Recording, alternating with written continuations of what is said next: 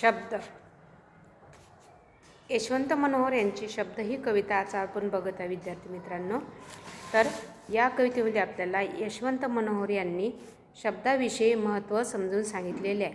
प्रथम आपण त्यांचा परिचय बघूया. यशवंत मनोहर हे कवी, समीक्षक, सकस जीवनानुभव आणि प्रत्येकारी प्रतिमांनी समृद्ध अशी ओजस्वी शब्दकळा. त्यामुळे यशवंत मनोहर यांची कविता शोषणाचा तीव्र निषेध करते व उपरोधाचा आश्रय घेत प्रस्थापित समाजाच्या मूल्यव्यवस्थेवर घाणाघाती प्रहार करते. भारतरत्न डॉक्टर बाबासाहेब आंबेडकर यांच्यापासून घेतलेल्या प्रेरणेतून आक्रमक शैलीने समाज वास्तवावर प्रखर भाष्य करणारे कवी, विचारवंत, समीक्षक म्हणून यशवंत मनोहर यांचे स्थान महत्त्वाचे आहे. उत्थान गुफा, काव्याभिमायन, मूर्तिभंजन, जीवनायन, प्रतीक्षायन, अग्नीचा आदिबंध, स्वप्नसंहिता, युगमुद्रा, बाबासाहेब इत्यादी कविता संग्रह प्रसिद्ध. दलित साहित्य सिद्धांत आणि स्वरूप, स्वाद आणि चिकित्सा, समाज आणि साहित्य समीक्षा, नवे साहित्यशास्त्र, परिवर्तनवादी जीवनमूल्ये आणि वाङ्मयीन मूल्ये इत्यादी समीक्षात्मक पुस्तके, रमाई ही यशोधरा, मी यशोधरा इत्यादी कादंबऱ्या त्यांच्या प्रकाशित आहेत. त्याचप्रमाणे स्वप्नसंहिता या कविता संग्रहाला महाराष्ट्र शासनाचा कवी केशवसूत पुरस्कारसुद्धा त्यांना मिळालेला आहे. यशवंत मनोहर यांना मराठवाडा साहित्य परिषदेच्या कवी कुसुमाग्रज पुरस्कार इत्यादी अनेक पुरस्कारांनी त्यांना सन्मानित केलेलं आहे. कवीला सभोवतालच्या जगात विषमतांचे जाळे आढळते. एकीकडे पैशाची श्रीमंती तर दुसरीकडे मनाचा कंगालपणा. म्हणजे या कवितेमध्ये आपल्याला शब्द या कवितेमध्ये यशवंत मनोहर यांनी सांगितलं आहे की कवितेविषयी जेव्हा आपण समजून घेऊ तेव्हा त्यांनी या कवितेमध्ये म्हटलेलं आहे की कवीला सभोवतालच्या जगात विषमतांचे जाळे आढळते. त्याचप्रमाणे एकीकडे पैशाची श्रीमंती आणि दुसरीकडे मनाचा कंगालपणा, तोंडात मूल्य आणि वागण्यात संधीसाधूपणा, अंधारनिष्ठ आयुष्य आणि उजेडाकडे मुखवटे अशा अंतविरोधांनी कवीच्या जीवनाचा भडका उडतो. त्याचप्रमाणे या प्रश्नांच्या गर्दीत जगण्याचा अंधार मिळण्यासाठी कवी शब्दांचा आधार घेतो.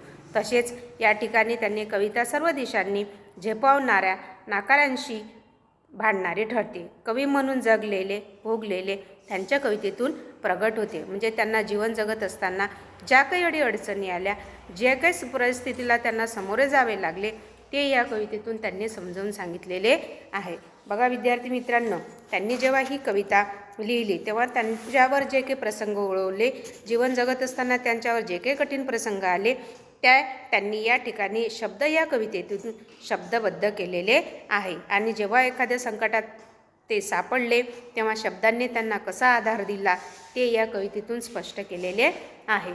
बघा, आपण कवितेला सुरुवात करत आहोत. आकांताने हाका घातल्या माझ्या, तेव्हा तेव्हा शब्दच धावून आले. माझ्या निरुत्तर निखाऱ्यांना माऊलीने घ्यावे तसे पोटाशी घेतले. तसेच डोळ्यापुढे अंधारून आले तेव्हा शब्दांनाच उजळाने हात दिला. एखादी आठवण आग घेऊन धावली तेव्हाही शब्दांनीच हल्ला झेलला. चिडून सांडत होते ऊन तेव्हाही शब्दांनीच सावली धरली. दिवसाही दाटायचा अंधार तेव्हा शब्दांनीच हातात बिजली दिली. जगू न देणारे काही विसरायचे होते तेव्हाही शब्दांनीच तोल सावरला. मरणाच्या दारेत सापडलो तेव्हा शब्दांनीच माझ्याकडे किनारा सरकावला. काहीही नव्हते हाती वाटे स्वतःचीच भीती.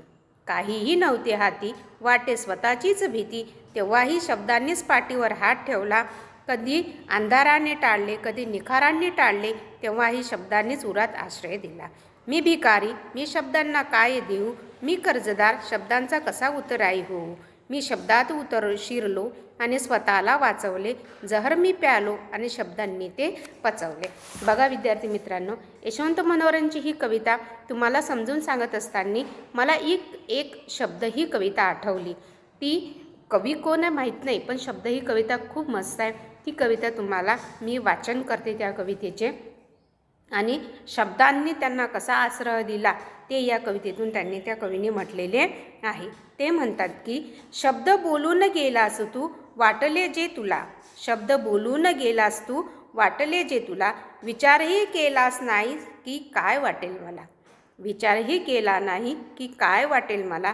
शब्दांचा तो खेळ तू हसत मांडला, शब्दांचा अर्थ पण मनी माझे बोचला. बोचलेले शब्द तुझे ते हृदयात माझ्या राहिले, बोचलेले शब्द तुझे ते हृदयात माझ्या राहिले. नकळतपणे का होईना मन माझे विखुरले, विखुरलेले मन माझे मग शब्दांनी सावरले. डोळ्यात पाहुनी माझ्या मग आसवांना थांबवले. शब्दांनीच तू माझ्या चेहऱ्यावर हसू आणले, शब्दांनीच मग तुझ्या मन माझे सुखावले. शब्दांनीच मग आपुले नाते हळूवार उमलले, शब्दांनीच मग शब्दांना एकमेकांशी जोडले.